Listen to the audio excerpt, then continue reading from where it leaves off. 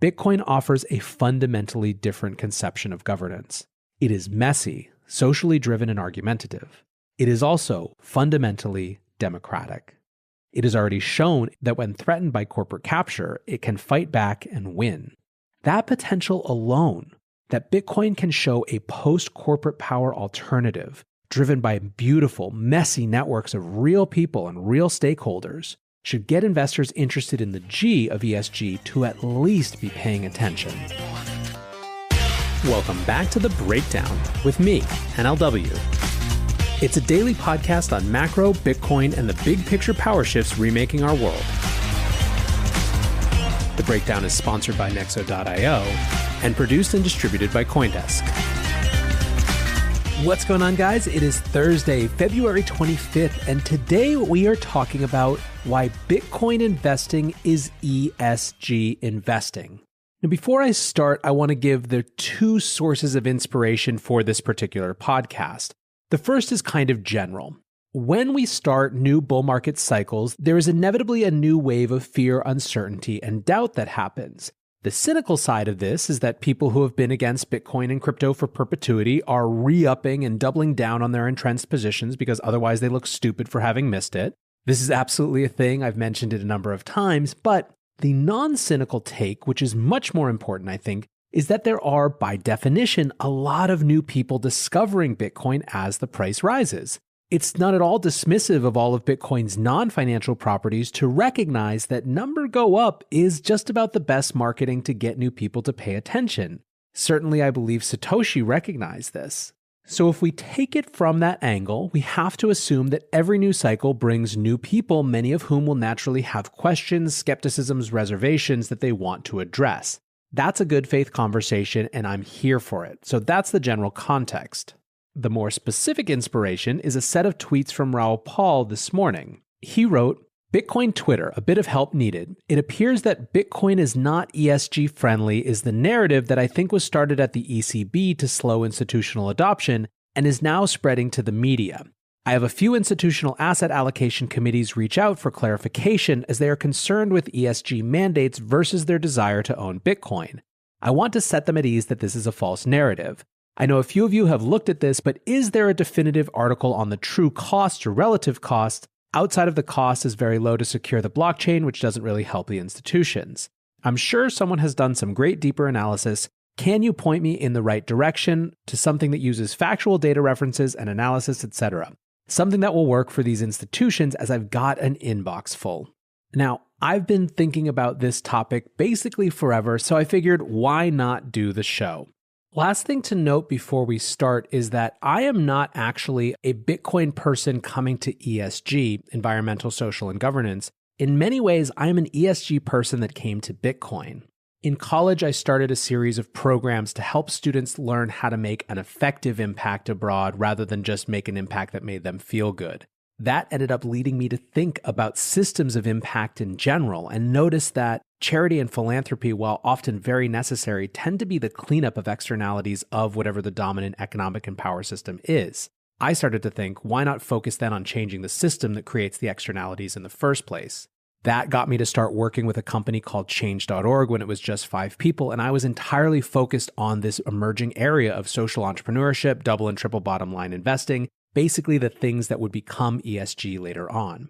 When I was first introduced to Bitcoin, it was actually exclusively in the context of a payment system, a competitor ironically to Square, and it in fact wasn't until I stopped thinking about it like that and instead started thinking about it as a tool for sovereign empowerment of communities that it really clicked for me. All of this is not to say that I'm some big ESG expert, but simply to make it clear that this isn't a topic I've come to recently in some big desire to justify Bitcoin. With that said, of course, feel free to disagree as you will. But now let's discuss why Bitcoin investing is ESG investing. To do so, I want to go through each of these initials, the E, the S, and the G, in that order. I do think before we do that, however, that we have to address the most commonly repeated critique of Bitcoin, which is that it's used for drugs, terrorism financing, and crimes of all types. For someone who is in ESG and believes this to be the case, perhaps because it keeps being repeated by folks like Janet Yellen, it's going to get hard to get past this, so let's first address it head on. I have 2 key arguments on this front. The first is that US dollars are used in far more crime than Bitcoin, and that doesn't make us want to reject US dollars. And the second is that we actually know far more about Bitcoin than US dollars, and the evidence shows clearly that not only are illicit transactions a de minimis amount, they are declining. Let's talk about that first piece first. Bitcoin is an investable asset that can also be used as a currency. The way the vast majority of institutions who are investing in it treat it is as an asset, a store of value, an inflation hedge, albeit one that's still young in its life, has asymmetric upside potential. This is a reasonable stance given that the CFTC considers Bitcoin a commodity as well. However, it is simultaneously usable in a way that other commodities are not, to exchange value globally with final real-time settlement. This makes it different. You can't buy anything from someone in Botswana with pork bellies. In terms of this use as a currency, there is inevitably going to be some part of exchange that is used for activities we don't like. But if we are looking at Bitcoin in this context, we should judge it akin to how we judge the US dollar. In other words, we don't throw out the entire US dollar system because some amount of dollars are used in illicit activity. In 2019, CNBC wrote a piece called $100 Bills in Circulation Soar to a Record, hinting at a rise in global criminal activity. It included this line: "Some say the surge in $100 bills in the past decade may be a sign that global corruption is alive and well. These high-denomination bills tend to be the currency of choice for criminals because there's no transaction record and total anonymity." Back here in the US, when someone pays for something in a Walmart with a $100 bill, we don't look at them like they're secretly in a drug cartel. We simply understand that there are externalities of a currency system. Indeed, the UN Office of Drugs and Crime estimates that between $800 billion and $2 trillion, 2 to 5% of global GDP is laundered annually. Bitcoin is an infinitesimal part of this, obviously, given that it's about 2 times the total market cap of Bitcoin. There can be a temptation, however, to say, but Bitcoin is even more opaque than cash, but that's actually not true. Bitcoin is anonymous, but highly transparent. The way the Bitcoin network prevents 2 people from claiming ownership of and spending the same Bitcoin at the same time is by making all transactions available to the entire network of nodes to see and to verify. This means that the tools we have to watch transactions across the global network are actually radically more advanced than anything we have that monitors the flows of cash. Chainalysis does an annual report on crypto crime and found that in 2019, criminal activity represented 2.1% of all crypto transaction volume, roughly $21.4 billion worth of transfers. In 2020, criminal share of crypto activity fell to just 0.34%, $10 billion in transaction volume. Of that, almost the entirety was criminal activity around scams versus the scary headline-popping stuff you hear about terrorism. Now, lest you think this company is just a crypto industry hack, Chainalysis is actually a company that many in this industry have deep reservations about due to their deep ties to the US government. In 2019, the company had millions of dollars in revenue each from the FBI, ICE, and the IRS, and also worked with the CFTC and the DEA. The point is this: it turns out that the narrative that Bitcoin was for criminals is just that, a narrative not borne out by reality. Now let's get into the stickiest of those ESG letters, the E. The energy cost of Bitcoin mining has been one of the most persistent long-term critiques of this space. In the context of this overall podcast, I can't go all the way into the depth that this topic deserves. Companies, I believe, that want to get into Bitcoin but have concerns around energy should, of course, dive all the way into all the resources available. What I want to do is point out 3 separate mental frameworks and lenses through which to look at Bitcoin energy consumption that might help on that journey. The first is the most philosophical. Basically, we get to decide what is and isn't valuable to spend our energy on. To use a personal analogy, when you think about your allotment of time, what is valuable to spend that time on isn't all valuable for the same reason. Work isn't valuable for the same reason that spending time with family is valuable, and spending time with family isn't valuable for the same reason that vegging out and playing video games or watching a movie and cooking with a glass of wine is valuable. But they are all valuable, and indeed, the substance of living a life is largely about making decisions day in and day out about what is valuable to spend our time on.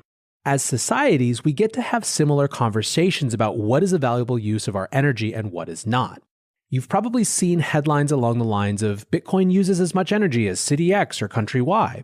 But did you know that Christmas lights in the US consume about as much energy as El Salvador or Ethiopia use in a year?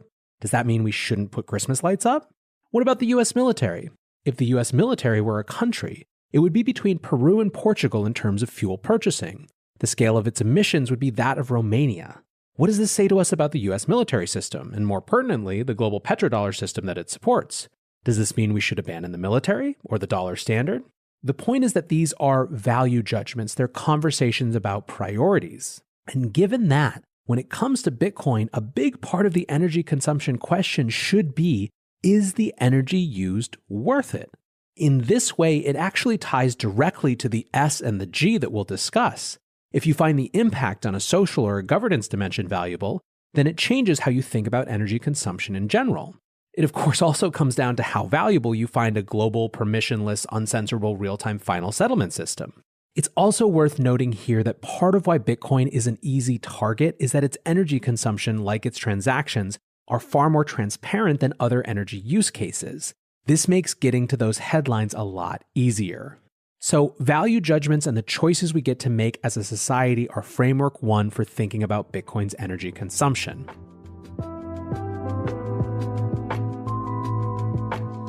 Many investors want to be a part of the next bull run. Others seek to build their dream home, finally launch that startup, or fund their education. Try Nexo's instant crypto credit lines and borrow against any major cryptocurrency with no minimum or maximum withdrawal amounts, no fees whatsoever, no credit checks, and flexible repayment. Not to mention the APR starts at just 5.9%. Stay on top of your investment game with Nexo.io. And remember, it's your crypto, your credit, your choice.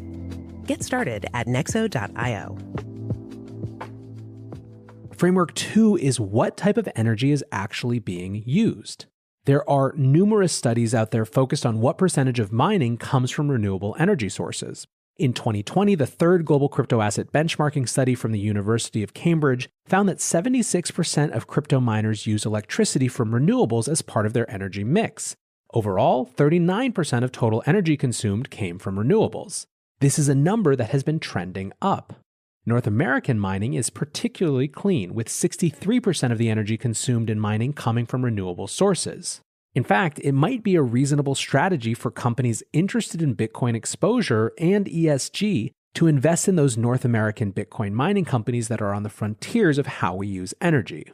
Which gets us to Framework 3, which is perhaps the most exciting and least discussed in the media. It is about how Bitcoin is creating incentives and mechanisms to capture and use energy that would otherwise be lost because it can't connect to the current grid. For this, I'm simply going to read a passage from Ross Stevens' 2020 Stone Ridge shareholder letter, which is one of the best short elucidations of this opportunity that I've ever seen. Bitcoin mining is the only profitable use of energy in human history that does not need to be located near human settlement to operate. The long-term implications of this are world-changing and hiding in plain sight.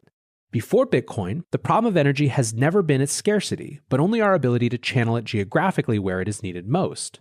Before Bitcoin, that was exclusively where humans lived. In contrast, Bitcoin's mining energy is solving a different problem. Because of satellites and wireless internet connections, Bitcoin mining can be located anywhere. For example, remote, destitute areas blessed with moving water can monetize their natural resource good fortune by creating clean hydro energy and using it to mine Bitcoin. Thus, Bitcoin can make monetizable isolated energy sources all over the world, like waterfalls, running rivers, or creatable dams. Now entirely untapped because they would be cost prohibitive to connect to electric grids close enough to residual or industrial areas. In doing so, Bitcoin can fundamentally change the economics of energy by introducing a highly profitable use of electricity that's location independent. The world has never had a profitable use of energy that's location independent. Now it does. And since fossil fuels are already too expensive to be a profitable source of Bitcoin mining energy, I believe the only long-term profitable Bitcoin mining will be powered by hydro. Imagine a future with Bitcoin mining farms, unsubsidized in extraordinarily isolated locations. Visualize a waterfall in a largely population-free part of an African country suffering from abject poverty, easily connected to the Bitcoin network, building serious energy infrastructure to monetize the local clean energy source for mining. However, once the industrial-strength profitable infrastructure is in place, let's extend it. Let's build roads and housing and schools and hospitals, ultimately leading to human settlement. The net result can be people locating around new Bitcoin-driven hydroelectric energy infrastructure with more and more of humanity clustering around cheap, clean energy sources. Historically, our energy challenge has been to move the power to the people. With Bitcoin, we can move the people to the power. Consider the world's major population centers. Think New York, London, Paris, Tokyo. Each developed where they are geographically because of natural seaports, waterways, and trade routes. Energy was a non-factor because placement of these cities was all pre-energy, i.e. pre-fossil fuels. As Bitcoin finances the for-profit development of cheap, clean energy infrastructure on a massive scale, it can lead to a future in which more and more of the world's population lives near abundant energy with extraordinarily low marginal cost of production. This matters because cheap energy equals human flourishing. That's an equation. Cheap energy equals human flourishing. Beyond the revolution in monetary policy that Bitcoin already represents, Bitcoin may also represent the biggest catalyst the world has ever known for developing abundant, clean, cheap energy, and therefore one of the biggest catalysts in the world for human flourishing. The only thing I'll add to Ross here is that this isn't theoretical. It's happening, and it's happening right now. Companies like Great American Mining are out there creating the mechanism to capture energy that would otherwise be lost. And so the point, in summary, is that when it comes to the E in ESG, is not only is Bitcoin not as bad as you've been led to believe, it's actually creating a mechanism for a better system to be built. Let's move on to the second letter, S, social. On this letter, we get a little more vague and a little wider to interpretation about what social values a company is supposed to have. Indeed, this is and will continue to be hotly debated. However, let's discuss it in this broad context. Bitcoin is a tool for economic empowerment for historically marginalized communities. Let's discuss the global first. In the US, we've been privileged to not have to deal with the scourge of rampant inflation. When it comes to the world, we are an exception, not the rule.